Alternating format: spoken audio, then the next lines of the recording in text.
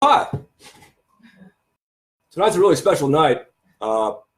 It's 5 years ago the Intercept was started. Really inspiring story. There's a young man with a dream. That man's name was Pierre Omidyar. He had youth, a dream, and $1 billion or $2 from PayPal. And you know what he did that a lot of people think about doing but don't? He gave $250 million to create a news outlet. From that, those humble beginnings came the Intercept. First Look Media, parent company. Hey, dog, calm down. Oh, got a dog? No. We're excited about that. Not doing this. No, we're celebrating the Intercept. Louis, come here. Glenn Greenwald and Laura Poitras. It's not about you tonight, Louis. Two young, up-and-coming media figures, journalists, as you may, both approached by Edward Snowden a couple of years prior to this. One of them says, "No, go away.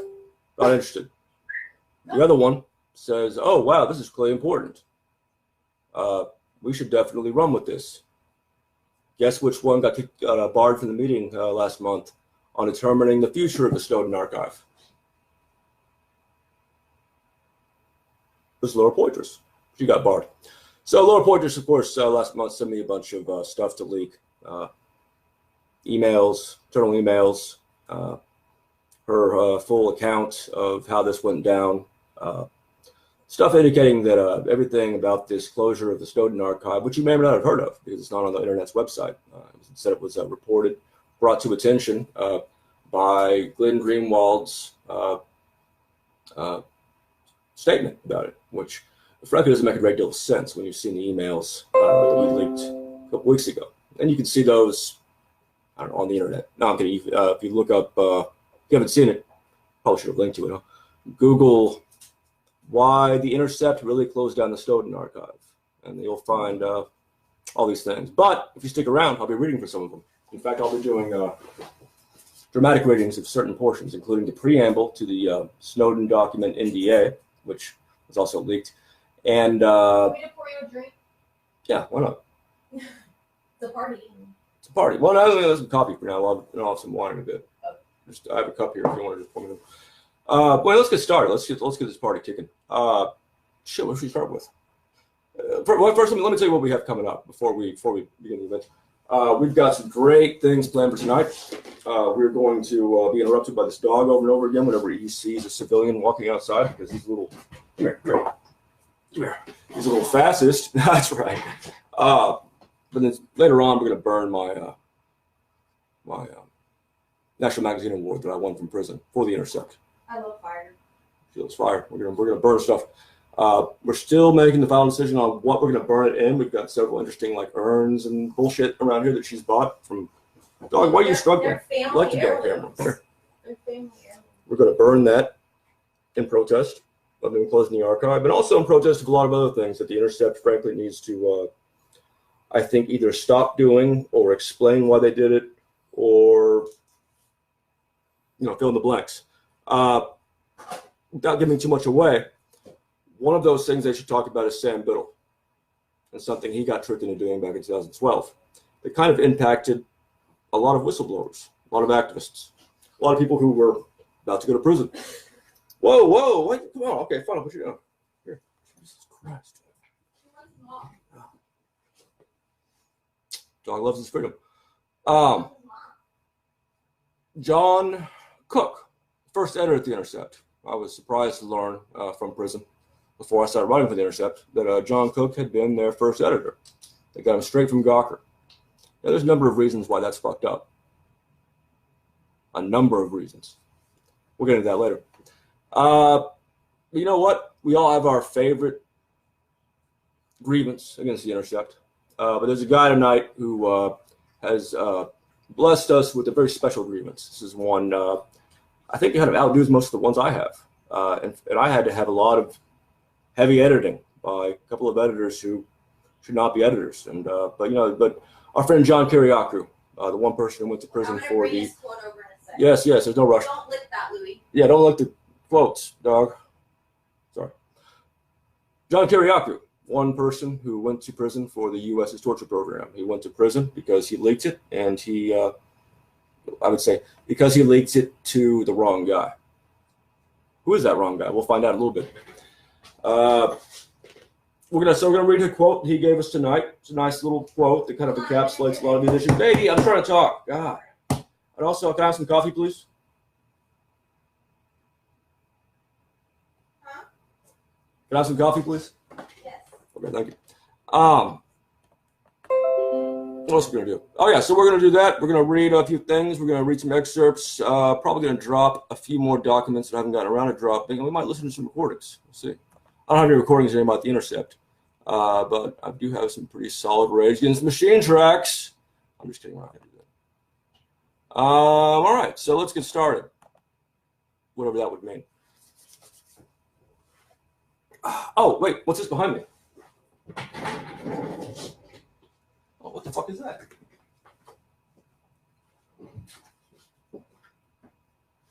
Holy shit, look at that. Badass frame, for one thing. It says here this is a National Magazine Award presented to The Intercept. And then Barry Brown writer. For editorial excellence in the category of columns and commentary. That's right, I beat the fuck out of Time Magazine and New Yorker. Fucking bitches. Presented by the American Society of Magazine Editors. I received this award, it was received for me on stage by Betsy Reed, one of the editors of The Intercept, and one of the small number of people who knows exactly why The Intercept closed the Snowden archive. One of the small numbers of people involved in that decision, as shown by the internal emails that we're going to go over a little later. I didn't know much about her until recently. You know, she was one of two editors that was editing my columns. Not always to great effect. I dealt with Roger Hodge mostly.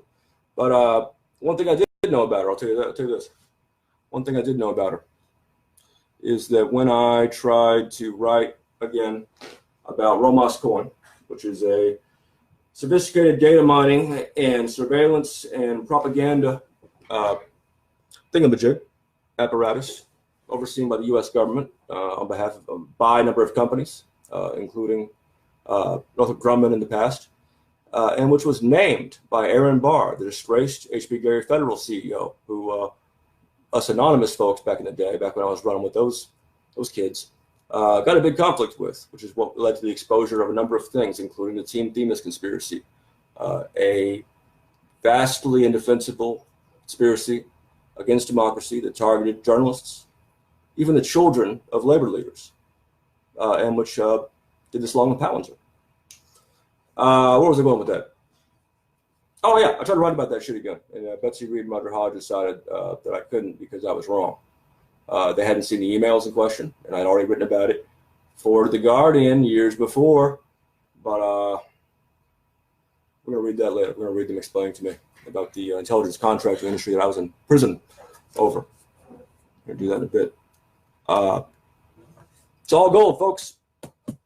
No squibs in this show. Oh, yo.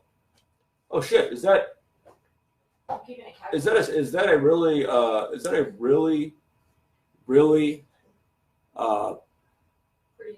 I'm looking for the right term. Is that a extraordinarily decisive quote from our friend John Kiriakou, who provided it to us earlier today? I think it might be. Let's introduce Tess. Therese Wright. Everybody. I got dressed up in case I got invited to the event, but yeah, you got to get on both camera A and camera B. You know camera 1, camera 2, camera 1. Is that from Wayne's World? I don't know. You tell me. You're the one starting the quote. Speaking of quotes, we got a quote from our great friend John Kiriakou over this board. You want to go ahead and read it now, or do you want to? I can't read it like this. Let's do it. Okay, well, I'll read it. You can read it. I'll read it. Let me get it. Let's see. See what John Kiriakou, our friend. He's on the Pursuance Board of Directors. Wonderful guy. Shout out. It's your boy. He's our boy. He's also on the Process Congress. That's hasn't really been announced yet, but it's going to be awesome. Trust me. There's John Kiriakou. Be careful with the chairs and the dogs. Okay, here we go. Whoa, it's hard to be careful. Looks like I have no. All right, let's read it. If the Intercept were serious about journalism, adversarial or otherwise, about truth or about accountability, it would fire Matthew Cole today. No other so-called journalist, let's close off this camera. No other so-called journalist has done more to ruin the lives of whistleblowers across America. Just ask reality winner, Terry Albury, or me. If there were any accountability at the Intercept, Matthew Cole would be in the unemployment line. That's John Kiriakou. And us. And everyone with a ability to critically. It's him saying it though. So that's good stuff. You just leave that in the. And he specifically brought this up. People can look at. Just put it on the chair. This is John Kiriakou's contribution to the evening. We wish him well. I'm gonna put it on that chair. So. He's one of a number of us who have gone to prison and written from prison about prison misconduct and been retaliated against for it, and gotten out and had to deal with probation and all that, and yeah. Good guy. We're gonna get this tattooed on our bodies. That's not bad. So, should move on to next. You know what? I'm gonna do a reading myself. That got me in the mood. You know, let's do that Snowden NDA. There, look how perfect. I love that Snowden NDA. You know what? Oh, fuck, my camera's falling. Maybe I should. Sorry, camera one. We got Twitter and Facebook on the live streams here, and you're both equally important to me. But I think there's more media people on the Twitter. So Facebook for the millennials. Yeah. Unfortunately. It's dumb. I guess that's still. Hey, bud. Operating properly. Fuck, I don't know. Whatever we do for now. Right. So we're gonna read real quick from. We're not gonna go into the whole nuts and bolts of the picture. You know, people and what did you say? People in prison shave and have some standard of care still. I think that's really important. Well, most of them. I mean, you know, you didn't look like growing a beard. Prisoners take care of their facial hair. They have that standard still. You know, grooming. Yeah, he won't trust me. Huh? Person who doesn't shave in an embassy doesn't shave in prison. I'll tell you that. Oh, here we go. Just gonna read real briefly from the email that CEO, Intercept as a CEO, which is I guess is fine, you know, as it were, but he talks like a CEO too. Let's see what he wrote to the Intercept, which he refers to as team. Last month, upon the occasion of the layoffs of the entire research team and the closure of the Snowden archive. Where are we here? And this is CEO Michael Bloom on the 13th. That's a month and 3 days ago, assuming a month is actually a unit of time, which I guess it's not because it can vary by days. Team, I'm writing to let you know about some important changes taking place today, which unfortunately results in our parting ways with some of our talented colleagues, representing 4% of our staff across FLN, that's First Look Media. We don't take these decisions lightly, but as an important step to better align ourselves operationally for the future. That's a whole sentence, period. Still, it impacts members of the First Look Media family, and that is hard. We all know each other, work shoulder to shoulder, and are dedicated to the same ideals. To those leaving, it is even harder. That's true. It is harder to get fired than not be fired. You'll be greatly missed, and we thank you for all your hard work and many contributions. As part of this reorganization, we will continue to invest significantly in all key areas across the company and focus sharply on our world-class journalism, supporting creators, filmmakers, and storytellers. Storytellers is my favorite part. Growing our audiences, expanding into new platforms, and producing even more premium programming. Premium programming is the word I always want to hear. Real quick, big look. Yes. Is he in the? I hope so. I hope they can see him. This is his favorite toy. I'm confused as to where that just came up. Here. This is your baby. Okay. This is your baby. Okay. I wonder if this, if I do this as a turn. I have a stand. People see. Oh, I have a stand too on the phone. I just realized it existed right now. Yeah, I bought that for you. Oh, this will be fun. That's great. Yeah. Lay down. Good job. I'm incredibly proud of what we've accomplished. This is again, this is Bloom speaking. This is CEO Michael Bloom. Sounds like a CEO, doesn't it? No. I'm incredibly proud of what we've accomplished over the last few years, but even more excited about our road ahead. Okay. We'll be having a town hall later this month where we can talk more about our future plans. Now let me cut in right here. The town hall, if I'm thinking correct, same event, which did indeed occur, to that credit. People submitted their questions in writing at the request and decision of the editors and Michael Bloom and all of them, because that way it was easier to control the proceedings. And they also blocked Laura Poitras from coming to the meeting. That also made it easier to control the proceedings. That's cool. Slack. Last sentence here, and Michael Bloom's emailed everybody. As always, I remain grateful for your dedication to our company and our mission. Mike. Good stuff. So there you go. There you have it. And then what we had here, we had Laura Poitras replying with rather angrily. As she explains here and there, Snowden was not informed.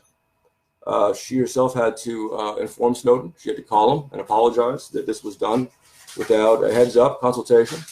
Not just, not involving him, but not involving her. She was one of two people who came onto the Intercept when it started with a copy of the whole Snowden archive. Thank God she still has one. Unfortunately, there's a lot of ins and outs, difficulties that one might not expect readily from dealing with an archive of that sort, especially if the leaker, in this case Snowden, has stipulated certain frameworks for going through it. Obviously, Snowden did not want the entire thing dumped, and that's his decision. Otherwise, it'd be a lot easier to deal, but he wanted it done in a more, the kind of way that the Intercept was set up to do. Money, research team, protocols, all that, in conjunction with the larger journalism mission. Something not just equipped to reveal things, but to analyze them and to make sure that they come into play. Which brings me to Glenn Greenwald's statements as to why they closed the Snowden archive down. I pulled it up here so I can read it straight up, but let me just summarize it for you. Greenwald said, just like Michael Bloom here said, that it's a budget issue. That they were constrained by budgetary reasons from continuing to have this research team that oversees the archive and the archive itself, which is terrible. And furthermore, he noted last month in the brief, single statement that has been made to the public about this decision. And the other reason why they're not continuing work on the Snowden archive is that no other outlets are. The other outlets have parts of the archive. They have portions of it. And they're not really doing work on it anymore. They're not really pursuing that story. Now,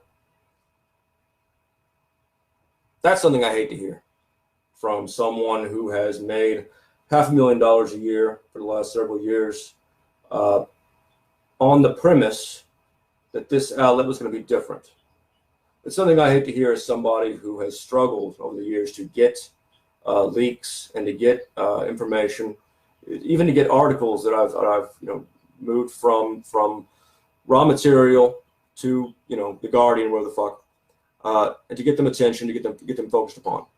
It really pains me as someone who in 2011 sent Glenn Greenwald a lot of information, including in the days after it turned out that he was being targeted by this wacky consortium of intelligence contracting firms, HP Gary, Palantir, Berico, In-Game Systems. Two of those firms were later listed on my search warrant when I was raided on March 6, 2012. That's what this is about, in fact. Back then, Greenwald was not, it seems to me, as conscientious as he could have been about following up on these stories, following up on the information that was yielded in that hack of H.B. Gary, the one that revealed the conspiracy against him, which he wrote about in Salon back then. Was not conscientious about following up on the things that we spent a year afterwards going through, researching, compiling for the public, things that we put up on our website, echelon2.org, which was listed on my search warrant as well. In fact, let me read you an email that I sent to Glenn, who I had some exchanges with over the past 2 years by that point. Greenwald.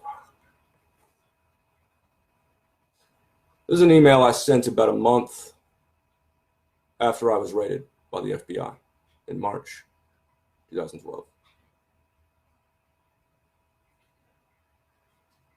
Thanks for the links.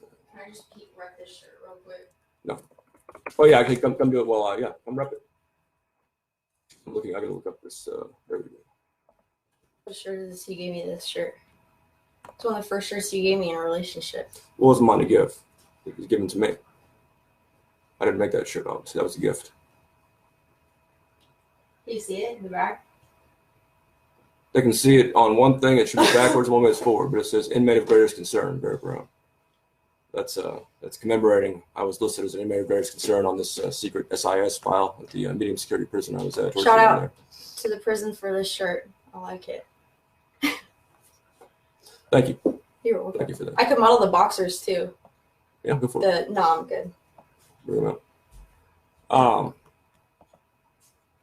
Let me read to you what I wrote to Glenn Greenwald a month after my raid in March. So, a month after my raid, I wrote an article for The Guardian. The article recapped some of the stuff that we'd already put out, me and Project PM and Anonymous and crowdsourced sort of network that spent, just to clarify that question, was asking me to let me keep it. That's not actually a prison shirt. That was a gift from Brizio Vargas, who had it made for me and sent it in, along with another one, the Cobra Commander shirt that I wear sometimes. Ooh, I like that. I want that one. Yeah, that one's also nice. This one's pretty that dope.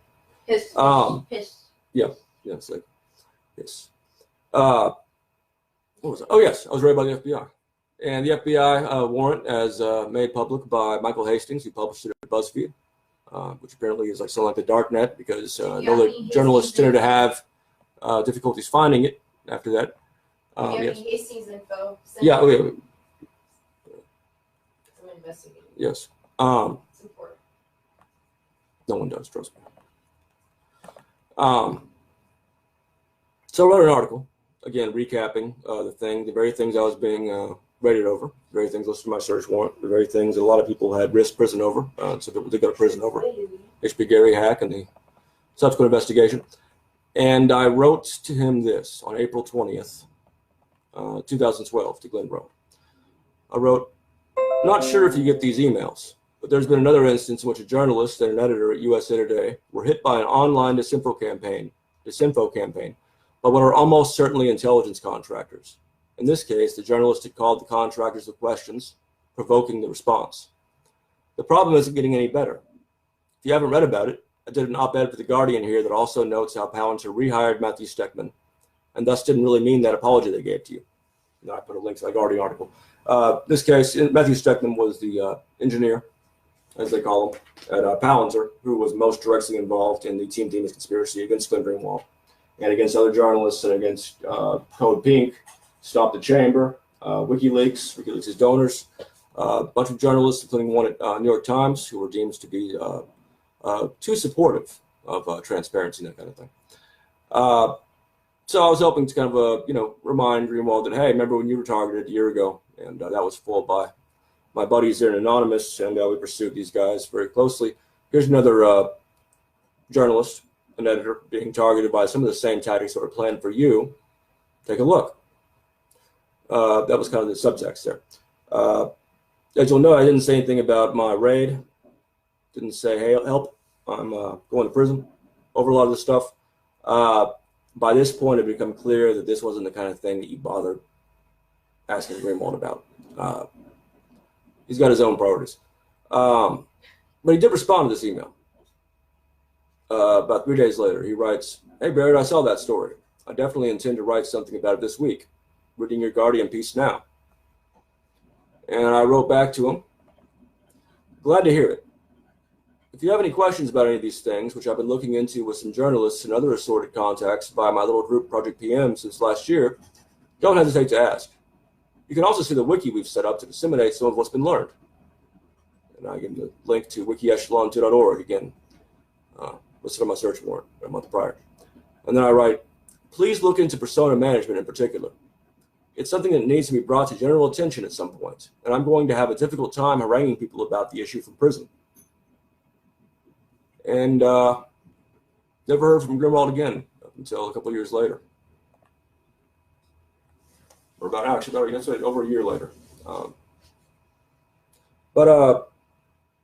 Persona management, the thing I mentioned in the email, something that didn't come up very often. I hear the term. Back then, it was had come out of these H.P. Gary emails. I remember H.P. Gary was the firm that we were most intensely focused upon, showing that the U.S. government, the U.S. military, was encouraging intelligence contractors, these private spook firms, to create and improve software intended to allow a single person to control some huge number of fake people online for the purposes of surveillance, infiltration, manufacturing events, discrediting people, the kind of things that were being done back then to journalists and activists, and still are being done today, probably more robustly.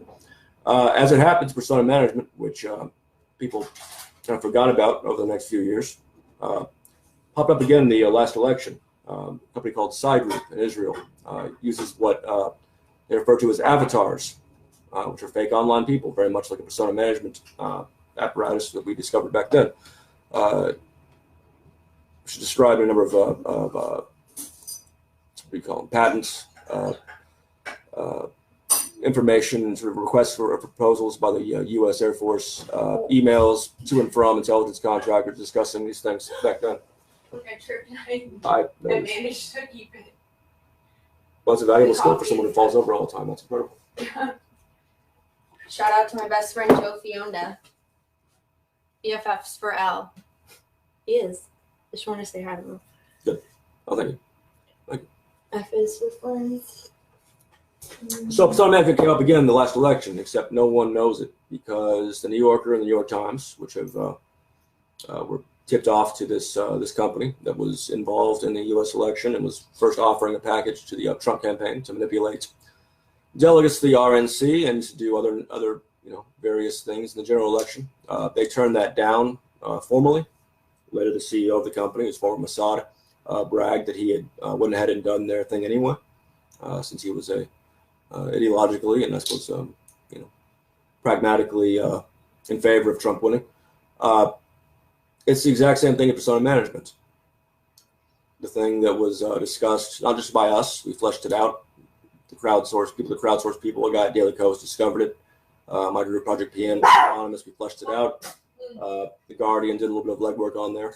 Let's use our nicest words, please. Let's use our nice Don't words. worry. Just be a nice friend. Persona management can only go so far.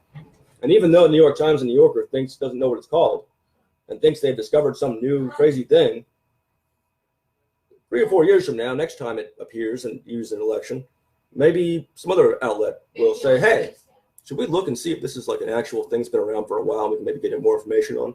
Maybe that people went to prison for. That's my boy. So there's always hope. I'm just kidding. It's okay to be a dog. Telling you next is a dog.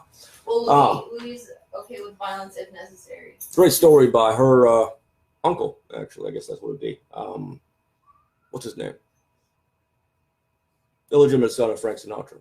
My father's. No, not your father, though, but the guy who writes for New Yorker, who is supposedly Woody Allen's. Ronan Farrow, yeah. Ronan Farrow has a long piece on it. It's a great piece. Yeah.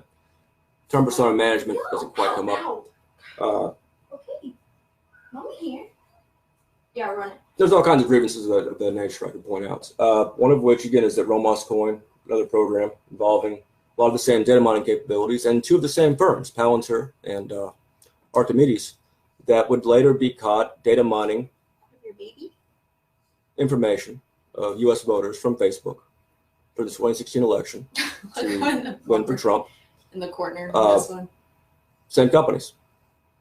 Warned Glenn Greenwald about these companies, about Romos Coin in 2011. Really wasted my time. And then later tried to get the Intercept right about it again when I was still in prison. In my last column, I actually ran for them. But Roger Hodge and Betsy Reed were convinced that the discussions that I was referring to in my article, an article on a subject I already written about for The Guardian, mind you. They're your friends. Keep that in mind. That I misunderstood, that these contractors, they were just hustling to get business and they were just bragging and all that. I explained to them that these were emails not to other digital customers, their emails to each other, and to Apple and Google, setting up those meetings. This is all kind of inside baseball. It doesn't matter. I've written about it. You can see it in the leaks. That little why the Intercept really closed down the Snowden archive thing I put up. Has those excerpts there. One of the most extraordinary things that I've ever seen as a journalist. It's not the most extraordinary. I've seen something worse, but pretty extraordinary for an outlet that's supposed to be the one that's going to handle all of the surveillance coverage. Nor did they learn any lessons from it, because one of those same people, Betsy Reed, who couldn't quite understand what those emails meant and couldn't quite understand that it might be worthwhile to look at the emails before telling me what they mean, was one of the people involved, even in the vanilla official version presented by Glenn Greenwald in shutting down the Snowden archive. Betsy Reed and Roger Hodge and Glenn Greenwald, all three of these people are people who are documented to have missed important stories on this same subject. That's not even counting the time Glenn Greenwald didn't respond with any interest to Snowden, which is something I understand, because one gets a lot of inquiries and they kind of sound cryptic, and it's hard to tell which ones are going to be huge stories and which ones aren't. But he sure as hell missed the opportunity when 2011, when he had, as someone who more than anyone else in the world should have understood by that point that these companies were dangerous and deleterious. Just was not interested after that. Just didn't really take much interest in these companies. Maybe I feel bad I erased those names. What the names? Journalists you're prescribed. Oh, I remember who they are. Okay. She erased my list of prescribed journalists that I've banned from practicing journalism. I figured you would. But I remember, I know them all by heart. Trust me, I'm just writing them down for fun. Let's move on. We've read some cute things from leaks document from Michael Bloom, the CEO of First Look. We've read a little bit of exchanges from Glenn Greenwald showing his incompetence to make these kind of decisions, and also is not a hugely, I don't want to say he's not a decent person. He's just something wrong with him. Adrian Shin recording. I'm obsessed. It's not really obsessed. It's not really. Oh, well, actually, you know what? It is actually. It is because John Cook was the first out of the Intercept. We will play that recording in a second. It's gonna be fun. Just a reminder, we're gonna be breaking this out of the frame here and burning it out of spite. But it's all for charity. Thanks for the invite.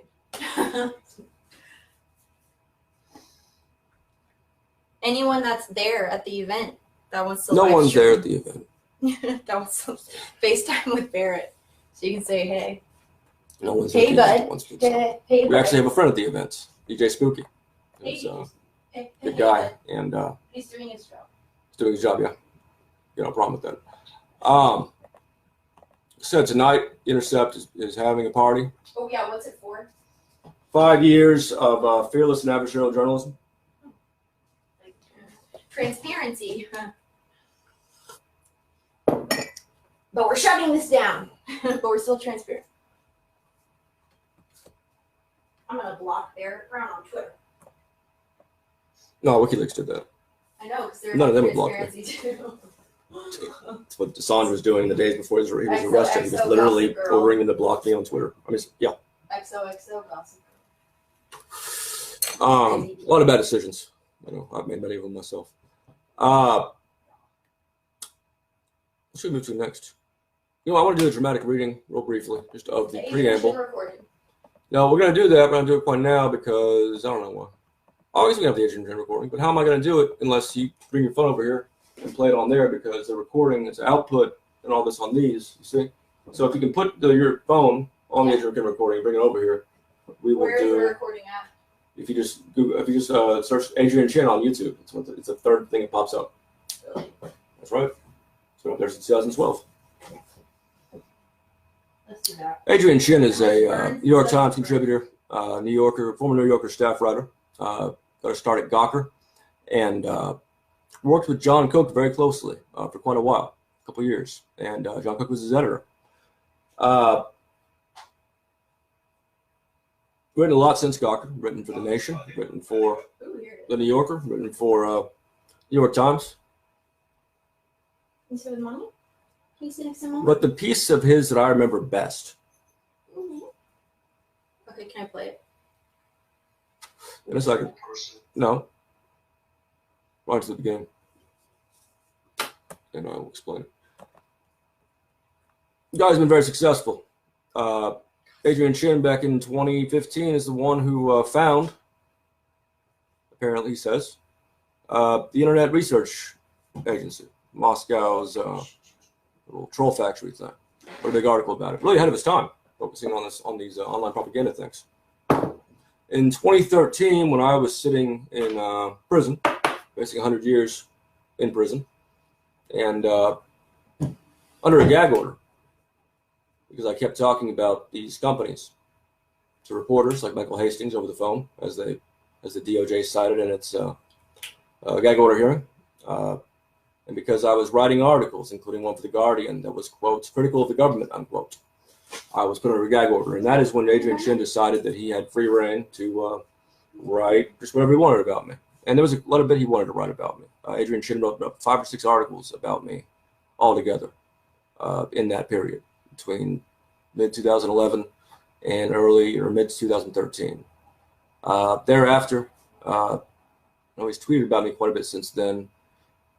And since then, will not even mention my name or reply to me. And there's a reason for that. But he's still actively on Twitter. There's a reason for that. I play it. And let's play that. Let's look at the reason. Because I had this recording is the main reason. Let's put on this thing here. Based on the several articles you've written about me and Al Cartel, do you think a reasonable person would conclude? This is 2012. This is March 2012, a few days after I was raided by the FBI. Hey, where are you going? I'll miss you. And if there was anybody I could point to and blame and say, this is what made it harder for me to get across to the public and to the press, what was happening to me and my family at that time, why we were being raided,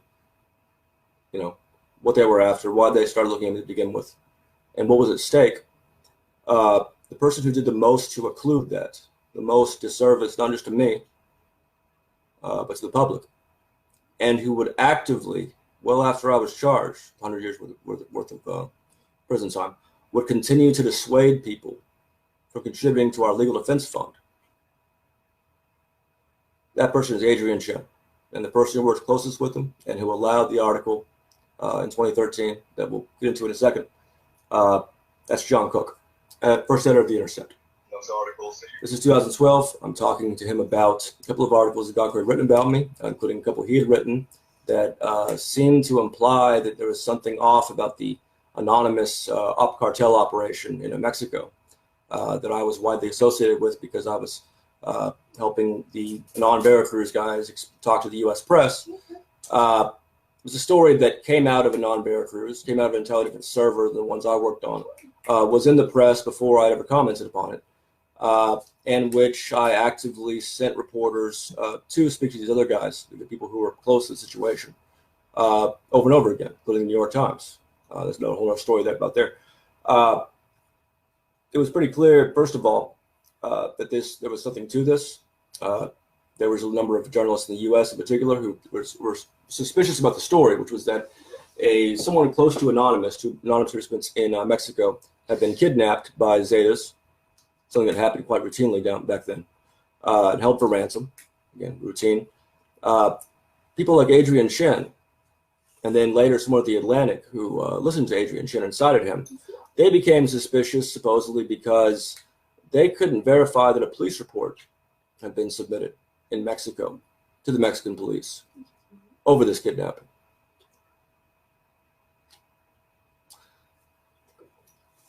Play the recording, baby. I don't know if that's something I should need to explain further, why that's crazy. Do you want to explain? I also think his writing sucks ass in general. Well, we'll get to that. I mean, but how someone gets hired even by, I mean, I'm not a journalist, but. You could be. And so could he.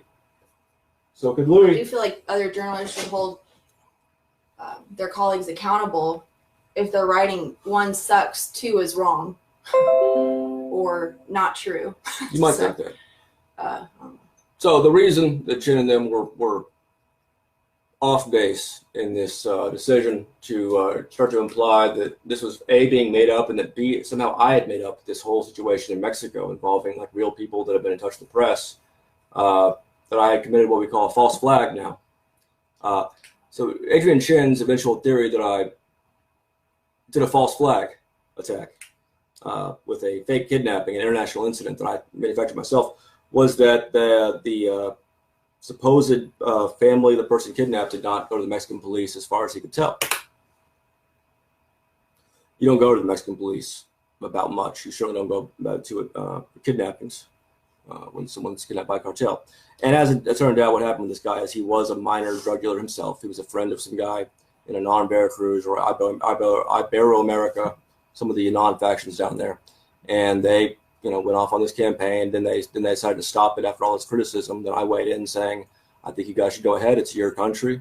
Then press started talking to me about it. I sort of relayed stuff from them and then sent the press to them, blah, blah, blah. Adrian Chin knows all of that for a fact. But nonetheless, in 2011, Gawker, under I don't know whose editorship, made me one of its 2011 horrible Gawker characters of the year. And it was an article Hamilton Nolan wrote. And in that article, he says that Barrett Brown cooked up a fake drug war. Now, at the time, what I was actually doing was documenting and researching with this crowdsourced research group, Project PM. A lot of volunteers who themselves were risking a lot by looking into these companies. We were trying to bring attention to people like Peter Thiel and the dangers they presented, and the continued dangers they presented, and the danger presented by the fact that the press was having some attention span problems. After all the hacks and all the cinematic shit wore off, and there were still emails and documents and programs showing surveillance was a problem, showing that data mining was a problem, showing that online propaganda methodologies that no one really understands is a problem. Made it a lot harder when a lot of the press was reading Gawker articles, claiming that I was some kind of Cagliostro fucking character or whatever.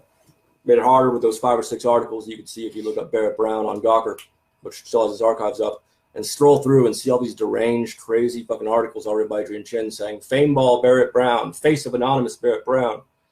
And then later, call me the self-proclaimed face of anonymous. He's the one with the shoe on his head. He is. He's the one with the shoe on his head. So this is Adrian Chin by this 2012. You're saying that I made your thing up? Or do you think it's clear that you're not saying just pull back. Let me pull there we go. There we go. Sorry for the long intro. It takes a lot of explaining. Based on the several articles you've written about me and Al Cartel, do you think a reasonable person would conclude from those articles that you're saying that I made the thing up? Or do you think it's clear that you're not saying that? I don't know if you made it up. Never came out of that. So you don't think that people reading like a reasonable person reading that would conclude that I made up the whole thing?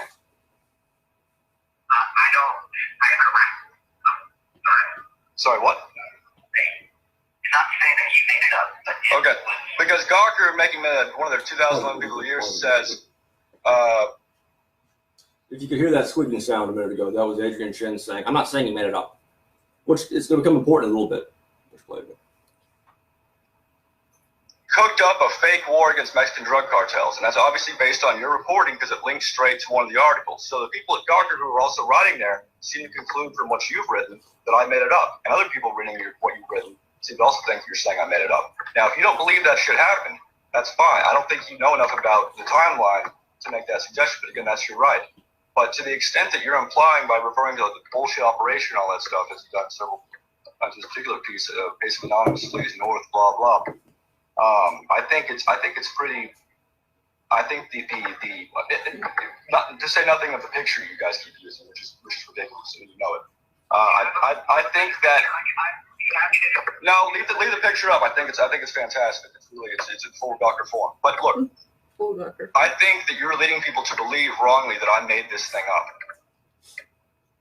And I think that's evident because Gawker itself, publication, links to your articles and says Barrett cooked up a fake drug war. Do you think that's a reasonable conclusion for me to make? Well, is Gawker going to address this thing? It's kind of a problem for me. I just got read by the FBI 2 days ago. I've got you guys, again, constantly implying that I made up this fucking thing.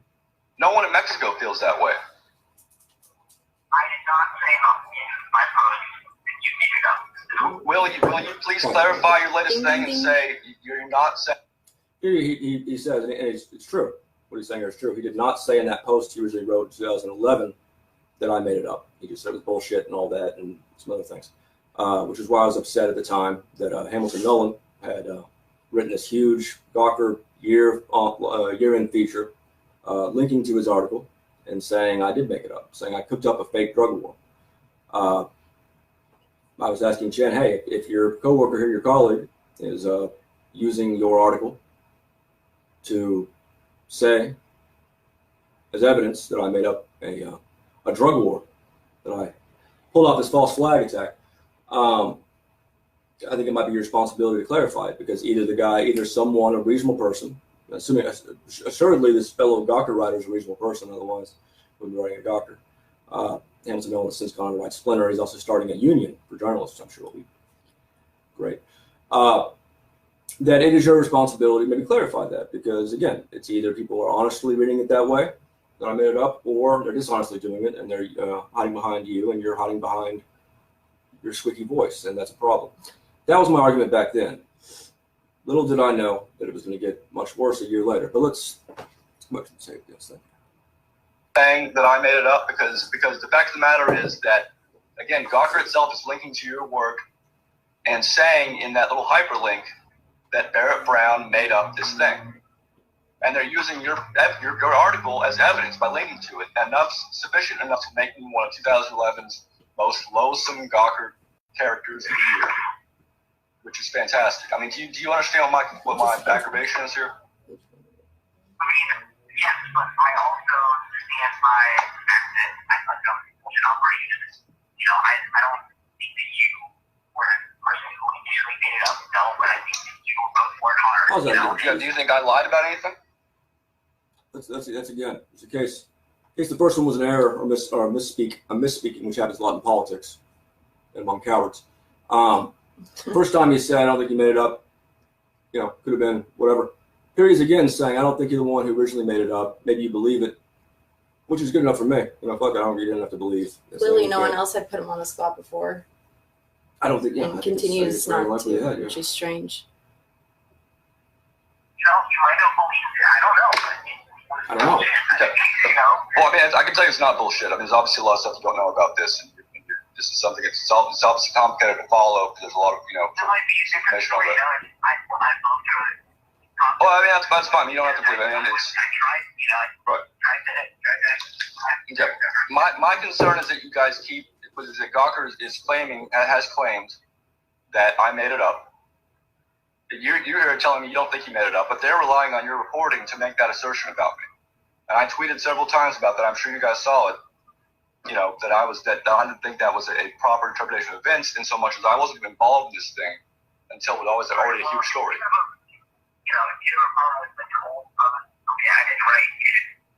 No, I didn't promise something you write, because what you write is being linked to by your own publication as evidence of something that is not the case, or that you're not willing to stand by. They're saying, I made it up. You, the person who reported on this and whose articles are being linked to in that article saying I made it up, are telling me you don't think I made it up. And I think Gawker should clarify that. You think that's reasonable or not? So what do you want? You want me to put an update? Wishy-washy I was right there. You don't have to say that, but I'd like He asked me, do you want me to put an update saying you didn't make it up? No, the name for that wouldn't be an update. That would be a correction. Although not really, because his articles didn't even say that at the time. Really, the best thing would be for a correction would be on the Hamilton Nolan article, or an apology even. That article by that point had been up for several months. The one I'm referring to had been up since late. I think it had late 2011. This is early 2012. That couple days after the March FBI raid. Anyway, go ahead and explain it. If you think I made it up, I need you to say so directly. If you don't think I made it up, I'd like you to please clarify that. Because you're writing this bullshit thing like that, there's no other way to interpret that, really, except for that I'm making it up. Especially when Gawker itself is linked to those articles and saying I made it up outright. Do what? Oh, you're not expecting it. Here he's realizing that while I'm talking to him, I'm also on a video conference thing called Tiny Chat that we used to use back in the day. I was quite famous. We rated on Tiny Chat. Tiny Tat. Tiny Chat. Tiny Chat. You never mess up words, ever. That's why I do these sometimes. moments make me feel happy. It's not really a word. But No, it's cute. It's words. Tiny Tat. I was arrested on Tiny Chat years later, months later. Yeah, I wanted a witness. And, he saw, like, he's got some witnesses. We didn't realize that I was also recording the call, which I tended to do at that point. As I gradually learned that a lot of people who don't seem trustworthy aren't trustworthy. And a lot of people who do seem trustworthy are also not trustworthy. And so, actually, I should note the Mexican press itself, as far as I know, never, there was nothing about this that struck them as hard to believe. If you've never have no connection to Mexican culture, have no understanding of Mexican politics and the scene in Mexico at that time with the cartels, then some of this may seem odd. If you're not familiar with Anonymous and some of the very unusual, surreal things that Anonymous gets into, it might seem odd as well. But Chin had been covering Anonymous by that point for over a year, largely by coming to me originally for information. Adrian Chin was among the number of people that I provided warnings to regarding these companies. Romas Coin, Palantir's ongoing stuff. Let's go ahead and press play again. But he wasn't interested. Yeah, does that surprise you? I tell this all the time. Oh, okay. But anyway, just do what you want. I just wanted to just let you know how I feel about that. I really appreciate, I don't know what you think of me, and I'm sure there's obviously legitimate criticisms of me. Let's stick to legitimate criticisms, or stand by them if you're going to make them, by proxy. But the fact is that there's someone else in Gawker. Maybe I should talk to her too. I thought Hamilton Olin was a female. Never mind. But anyway, I appreciate you taking the time to talk to me. What? All right, bye. What a wishy-washy punk. Yes, that's a good. That's yeah. What a congratulations. So thank you for playing that. That man right there, that fellow you just heard from. That fellow has since gone on to write for The Nation. He wrote a review, Attacking Anonymous, or a book review of Gabriella Coleman's book on Anonymous. It has me in it. It has, Jake Davis and Hector Monsabu and all that. But we'll get to that in a second. Wrote for the New York Times as a contributor. Wrote for the New Yorker as a staff writer. And you're probably wondering, well, that's something that, New York Times and his old editors and all that, and these other publications, that concerns them, not the Intercept, right? Wrong, dead wrong. Sorry, dog, I made a surprise. Sorry, I just frightened my dog for comedic effect. The problem is that a year after this, about a year and a half after this, actually, when I was sitting under that gag order, basically 100 years in prison, and there was a fundraiser being held for Jeremy Hammond and I. Legal fundraiser to raise the funds that we needed to pay for our lawyers involved in these very complex cases with precedents. My case in particular involved originally linking charges, charges for linking to hacked data. Later on, I pled to accessory after the fact for calling up Stratfor after this hack of Stratfor that was orchestrated and overseen by the FBI via Sabu, its turned informant. Calling the company and offering to redact sensitive information that could get somebody killed or hurt, one of their sources abroad in authoritarian countries, for instance. And that's what I went down for vis-a-vis Stratfor. That's what I got the $800,000 restitution judgment. That's why later on when the Intercept, they received these subpoenas from the DOJ when I got out of prison. That was what that was about, because I had a restitution thing, so they could ask for all our communications and also ask for all financial records so that they could figure out how much money I was going to have to pay, or was going to be paid directly to Stratfor from the columns I would intend to write for him. A lot at stake in this case, not just me, not just my mother, who was also charged in this case and facing charges at this time, but a lot at stake for journalists and researchers, which is why I held out and did not did not accept their first offer of me. Actually, their second offer. The first offer was that I cooperate and started for any plea agreement. We turned that down, obviously. The second one was that I plead to one linking charge out of the 11. And rather than facing, still several decades, most likely I would just face 2 or 3 years and be almost done. We turned that down because had I pled to that, there would be a precedent established. And anyone else, whether it be Adrian Chen or some real human being, if they were to link to something in the process of doing research journalism, they could also be targeted by the FBI, assuming the FBI didn't like them, which happens sometimes. Now, in the article that Chen wrote in 2013, he expands upon his original claim that Alcatel was bullshit and actually says that I made it up. He says I made up a drug war for attention in this 2013 article. Then he says something like, oh, Barrett Brown had a book deal with Greg Hausch, the other anonymous guy, and it should be an interesting project if Barrett gets out this century, and if he ever gets back the documents taken from the FBI when they took his laptop.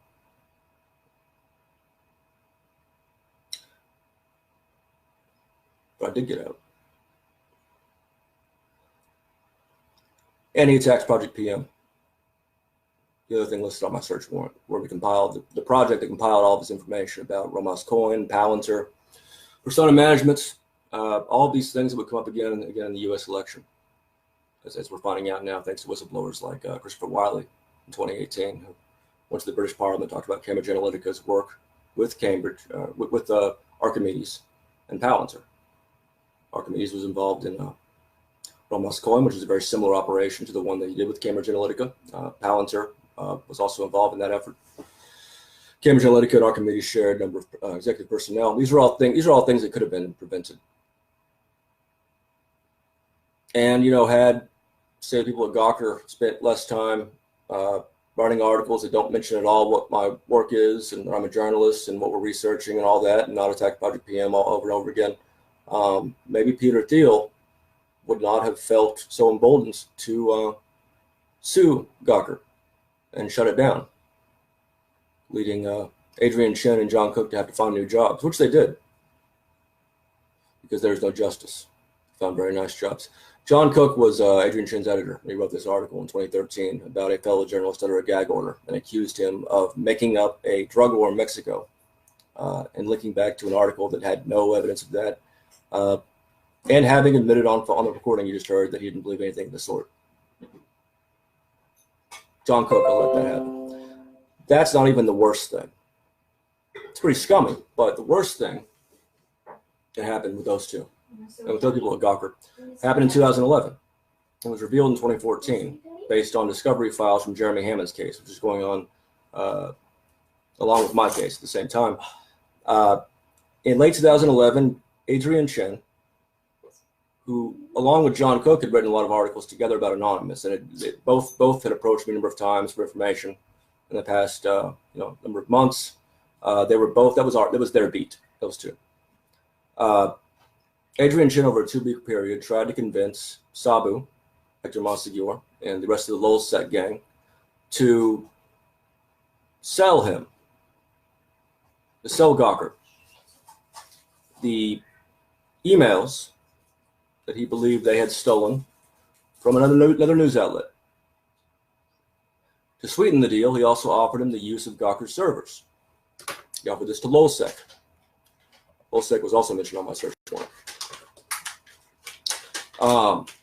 When they seemed to balk at it, when they're like, we don't know, he said, I can't believe you guys would, you guys could be the group that took down Rupert Murdoch. It was a News Corps property, News of the World, that they had hacked the emails from.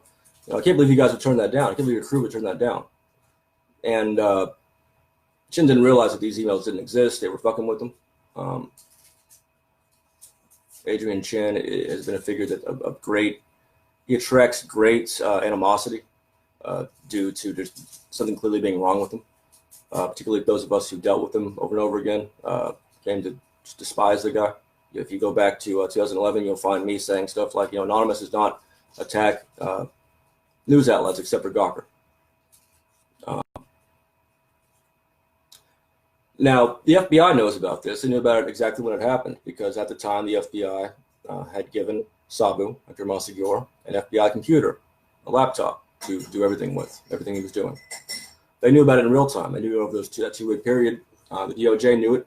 It was in Hammond's discovery files. And after 2014, when Andrew Blake and Dan Stuckey put out an article on this whole incident, with the transcripts of Adrian Chin doing this in the Daily Dot. I got a copy of it. I knew about it. I got a copy in prison.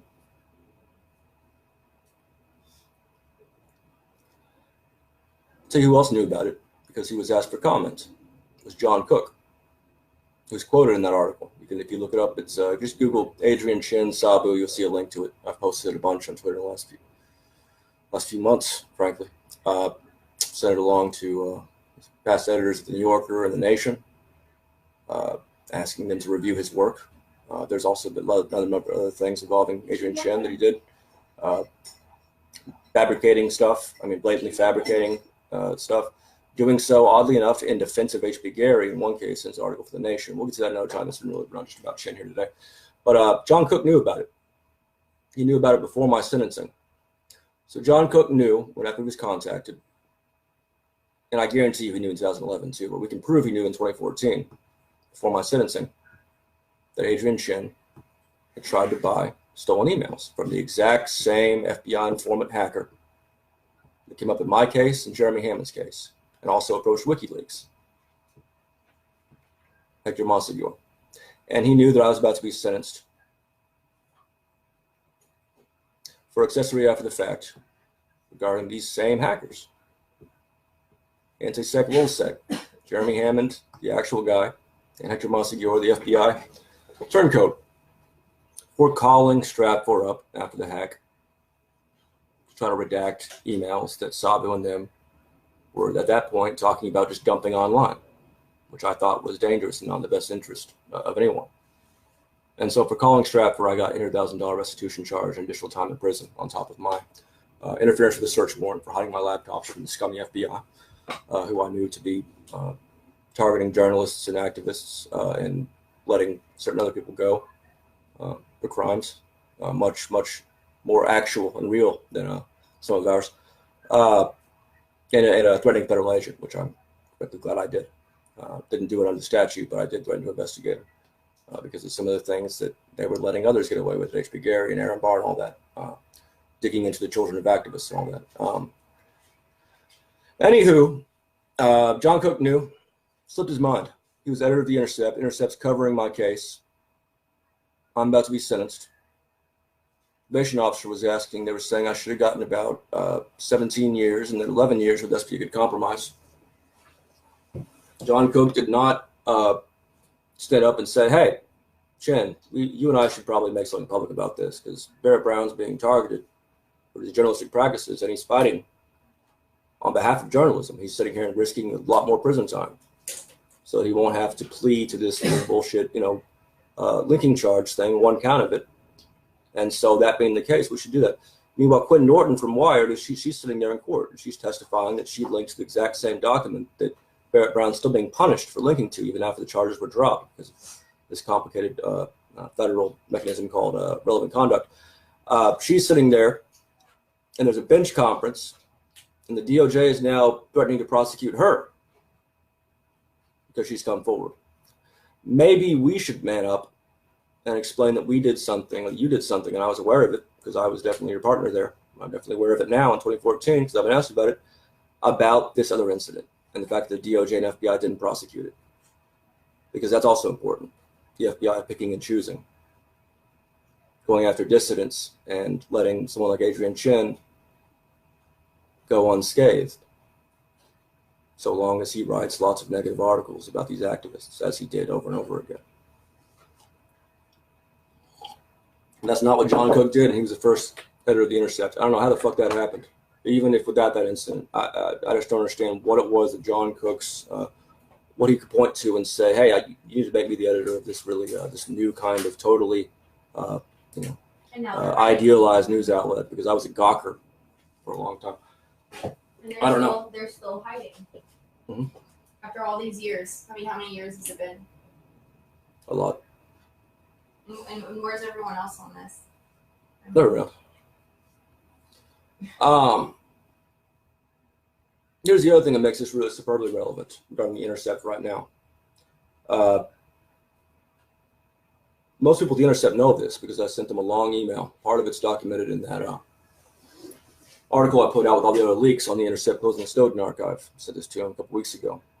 little jokey email, kind of making fun of the CEO there and explaining some things about why I didn't think it was a good idea to have Glenn Greenwald and Betsy Reed deciding to close that the Snowden archive is not worth pursuing. You know, given my experiences in trying to get them to acknowledge very obvious things about that same industry, the same intelligence contracting sector. Booz Allen Hamilton, the same company it all came from. It's one of the firms I was trying to get people interested in back in 2011. That I called up the vice presidents and recorded it and put it on YouTube. If you Google YouTube or YouTube, that's a verb, William Wansley, you'll see a great one where I wake him up early on in the morning and ask him why Aaron Barr was shipped over to Booz Allen headquarters in late 2010 to have a meeting with William Wansley about Anonymous and WikiLeaks.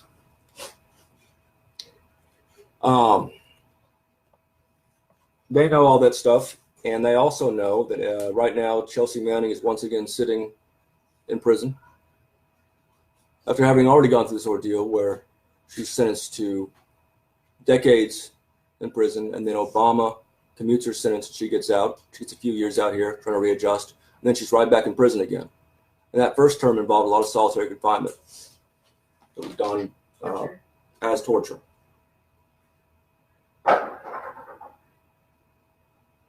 If anything can happen to you in the Bureau of Prisons. I'm understanding she's now in the regular federal prisons, not the military one this time. It's the kind of ones I was in. You know, anything can happen. And that's where she is again. And Assange, meanwhile, I don't really personally have a lot of, I don't really care much about his well-being beyond a certain point, but he is being prosecuted under things that, first of all, if you compare them to what John Cook knows about and what Adrian Chen did, and probably what whatever editor of Gawker was there that authorized it, because Adrian Chen does say, and of course it wouldn't make sense otherwise, that he had gotten approval from the higher-ups at Gawker. And of course, there's no point in Adrian Chen offering Gawker's money and Gawker servers if he doesn't have permission. That's one of the reasons why the other ones, Gawker did not reply to comment in 2014 when that article came out about that incident. Because what are you going to say? Yeah, we did that shit. You know, tried to buy stuff from these hackers, and oops, we're going to try to be FBI informant, but didn't think anybody would know. Thought it was a good idea at the time. We got away with all kinds of stuff at Gawker. We kept accusing this one journalist who was being pursued by the FBI, kept calling him a liar and a fraud in the run-up to his arrest. And then after he was arrested, we did it again. So we figured we'd get away with this too. Not much you can say to that. They all know that there's a contrast here, that there is a major piece of information that needs to be in the public eye, needs to be part of this discussion about journalism and whistleblowing and the law and the DOJ and how it operates. They all know it. The editors of the New Yorker know it. William Davidson, the managing editor over there, I've had several conversations with him via email over the last month about Adrian Chen and about this element to it. He said, "Oh, we have maybe." No, of course he didn't call me back. He emailed me back this morning saying, "Oh, we'll look into it. Thanks for letting our fact checker. I'll let our fact checkers know. Thanks for letting us know." I told him that he had said originally that actually that's all interesting, but I had sent him 15 pages of analysis and quotes and recording showing Adrian Chen had fabricated stuff over and over again, including public lies he told while he was at the New Yorker, but not in the New Yorker, because I haven't gone through his New Yorker articles yet, but I will. And he had said, if you found an error or anything that Chen wrote for us, let me know, but I can't vouch for stuff he wrote for publications, which of course was not what I was asking him to do. I was asking him to conduct a review of all of Chen's articles, because he had done things regarding sources that are not commonly done and are unethical. And I just happen to know two of those occasions in which he did that, because I just happen to know two women actually, who are among almost certainly many that he dealt with in an unethical fashion, and in one case a threatening fashion. I just happen to know them through activism. There's others involving this Reddit thing. Anyway, there's a whole bunch of other stuff that they're aware of. But they don't want to do an internal review because that opens up a whole can of worms and it ultimately makes the magazine look bad. And so as with all these other publications, New York Times, all that I've asked for corrections or to do reviews or blah, blah, they're going to hold out as long as they can until it gets to a point where holding out no longer makes sense. It's a hard point to get to, but I've got plenty of time to do it. I've got years and years.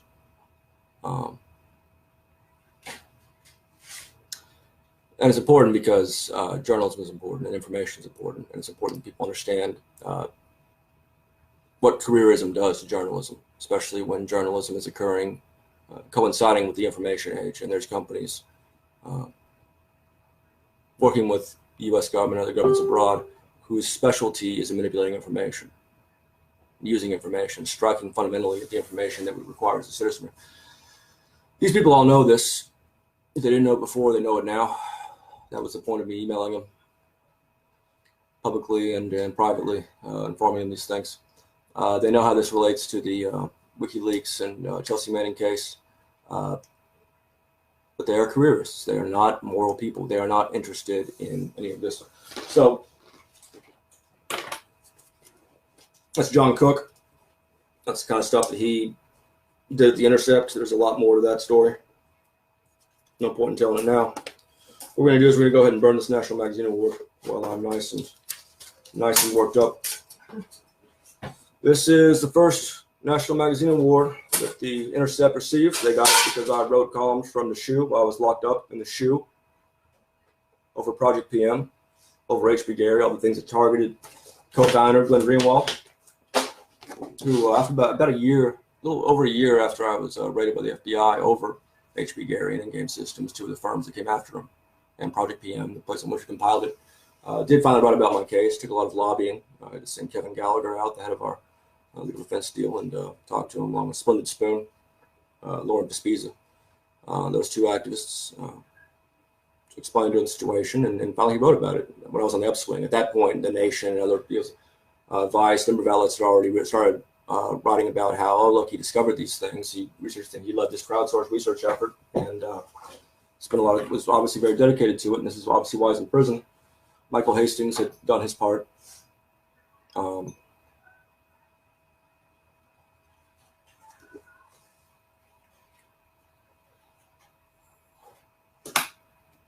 But I never found Greenwald to be that interested in anything that be directly connected back to his interests, ideological or personal. That's what I found.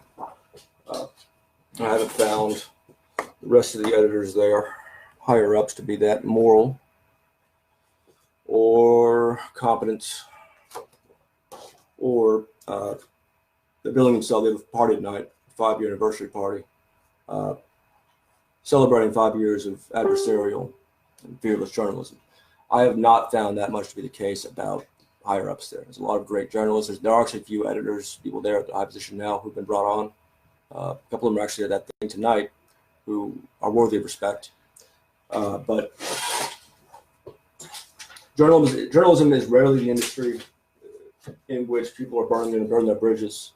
There's too few jobs, too few positions. That makes it nice that I have a book deal. So I don't have to do it anymore. I don't have to deal with those people anymore. And there's always carpentry. I can always learn carpentry. So here's the National Magazine Award. Let's get some, I need lighter fluid. Probably need to bust open one of these fucking lighters. Let me just stick this right here. A good place to keep it. A fireplace. Nothing will happen to it there. These are one of the big ones. Yeah. So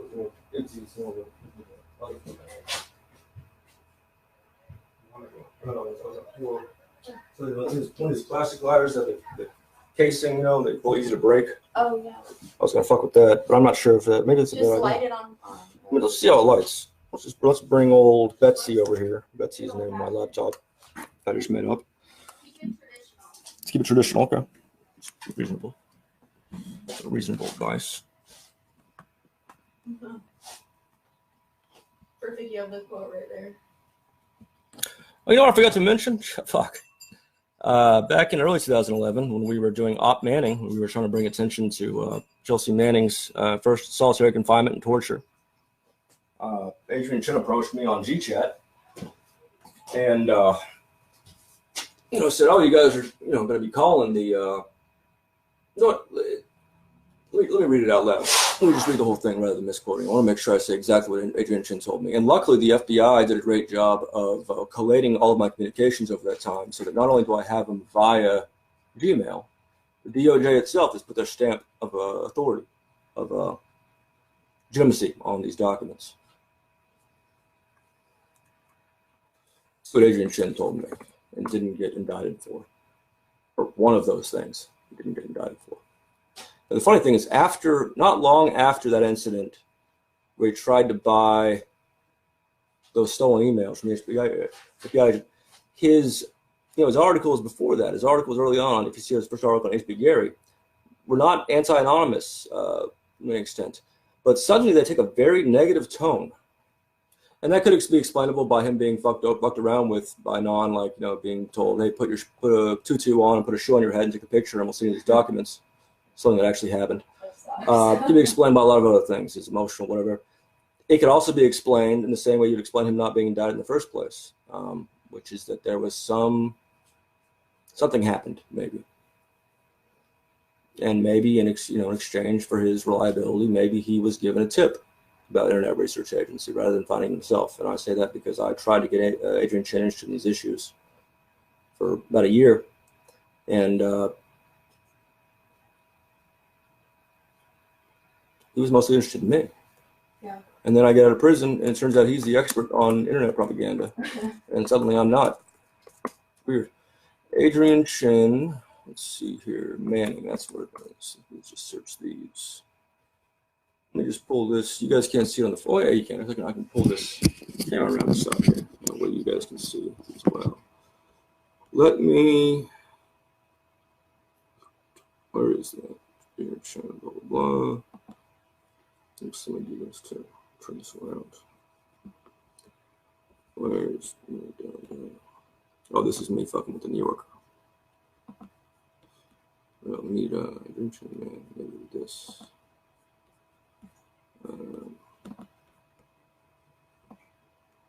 Let's see.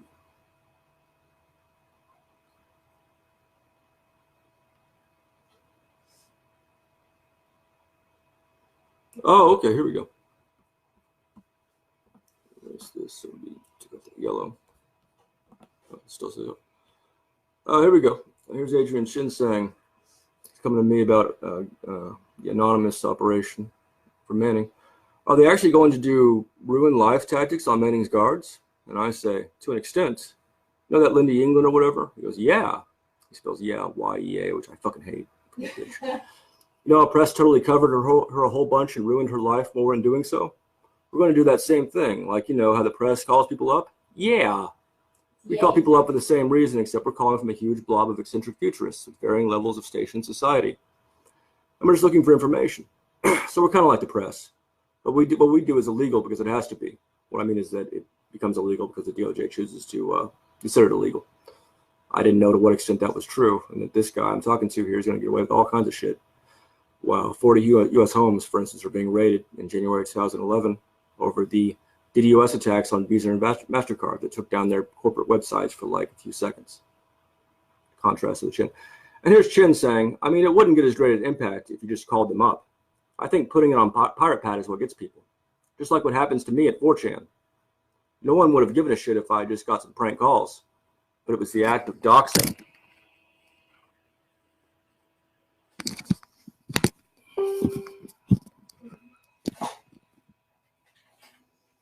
One of the things I was charged with early on was conspiracy to make public restricted information on federal officials. And I always wondered for a while until I got back these old email correspondence for just the last couple of months doing the research for the book. Because I didn't have access to my discovery while I was in prison, and then for a long time thereafter, and that's a feature, not a bug, as far as the DOJ is concerned. They know what's in here. They also know that that the forensics still. I was charged with conspiracy to make public information on federal officials, and the conspiracy, the act that made it a conspiracy legally, according to them, was when I asked asked somebody to do a Google search on a federal person. Now, as we explained in our, as our great lawyers did in the motion to dismiss that charge, just like the other charges, that didn't make sense. Restricted information, by definition, can't be on Google. Then it's public information already. Nonetheless, I was charged with it, and they dropped the charge eventually. But you know who was never charged with that? Adrian Chin. And even if you say, you know what, he's not really conspiring, he's just trying to get you to do it. He's trying to put a key in your back, as we say in prison. That's fine as a legal argument. It's not a very good argument for a journalist who now writes for the New York Times and who the New Yorker won't review his work, and who John Cook edited for a long time and worked with around that same time as he was doing both of those things that would be illegal if I had done them. And it later became the first editor of the Intercept for however that's chosen.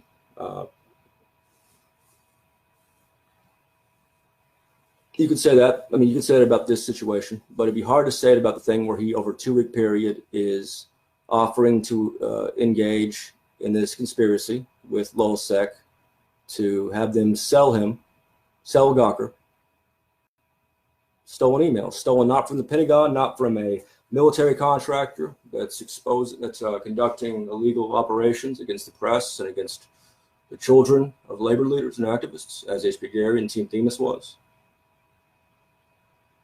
But rather because Gawker needs stories. I was a good Gawker story for a long time. They got a whole lot out of me. Bunch of articles worth.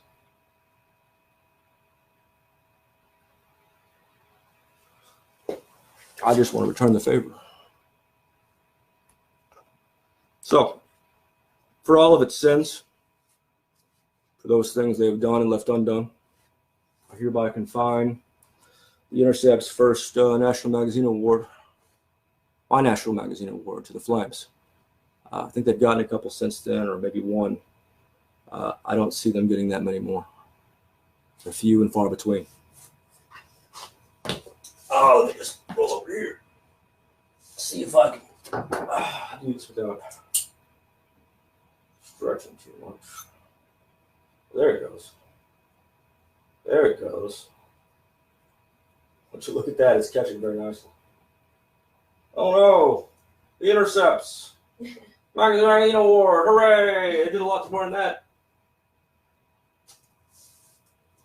Ash to ashes, dust to dust.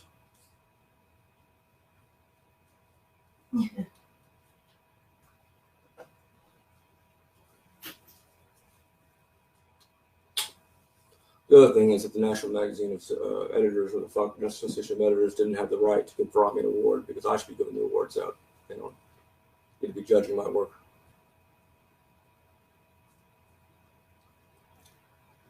I judge it profound. What the flu's out there? Oh shit! Look at this. I'm a genius, so yeah. But All right, let's have some wine. I've got other awards anyway. Do what? Let's have some wine. Yeah, put me a glass, please. Let's... There it goes. Thanks for coming. It's an epic way to end. Give me some wine.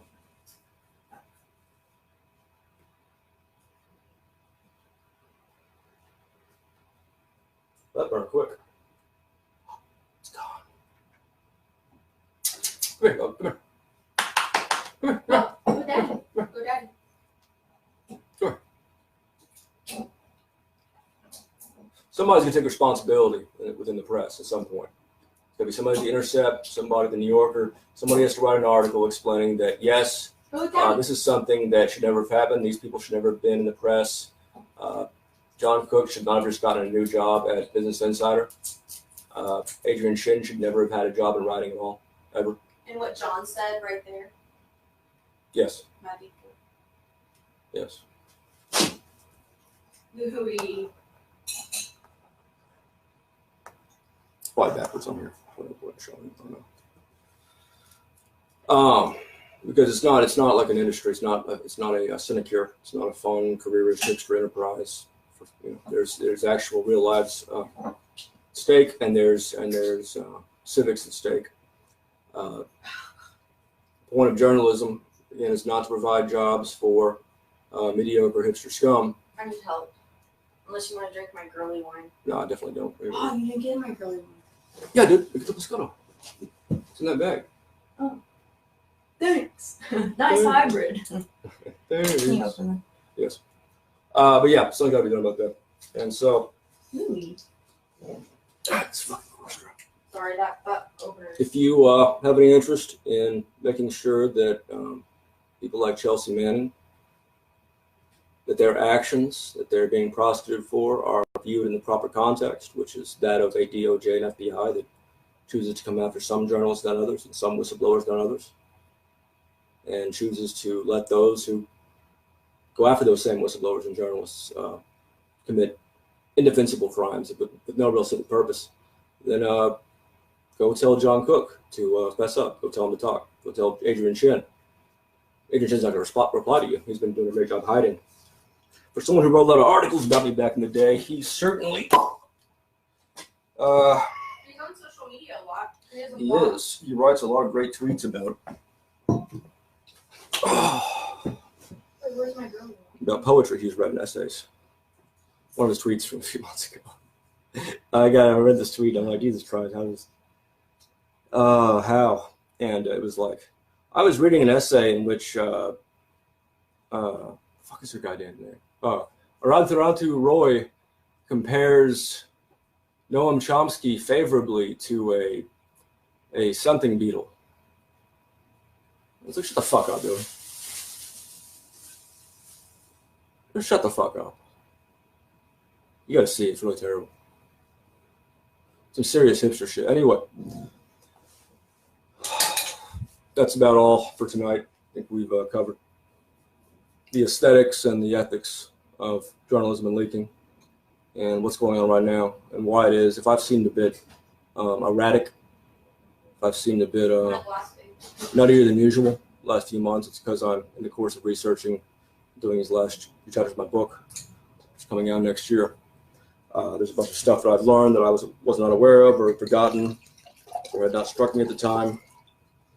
A number of things I've seen in the coverage that immediately followed my arrest that I was not aware of from people that I had thought highly of until I saw what they chose to do when it didn't look like I was going to be a cause celebrity and it looked like I was just going down. And so it's made me a little bit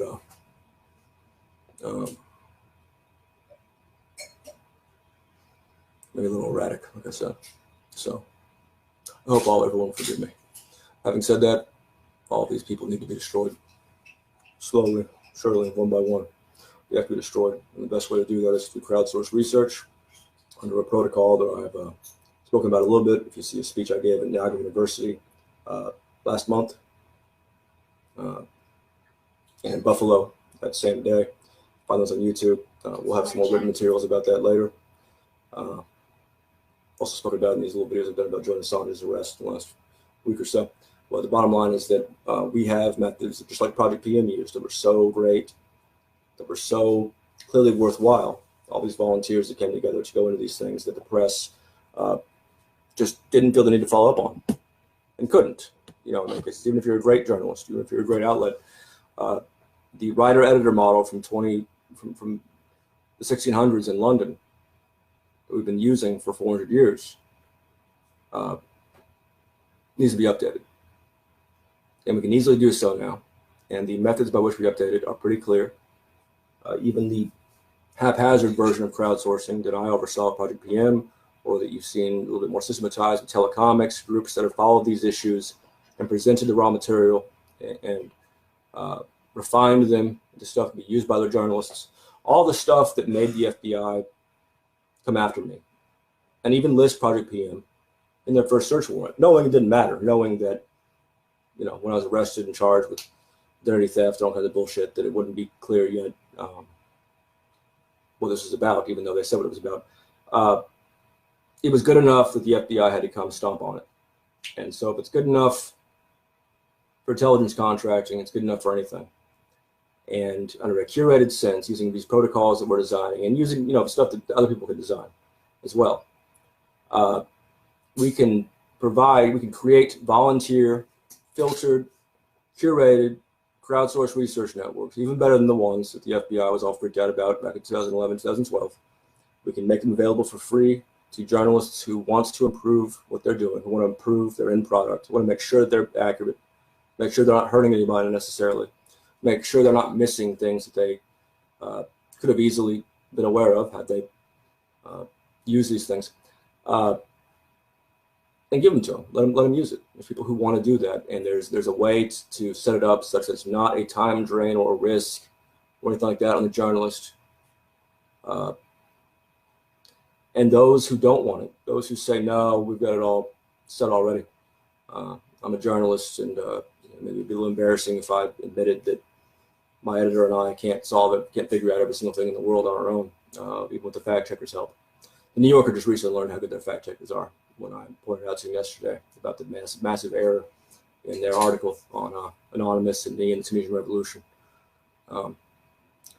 Those who say no, we don't need it, then we use these crowdsourced research networks to audit their past work, identify their errors, and then make those very, very public on a wiki, on a website, similar to Project PM. And then as time goes on, we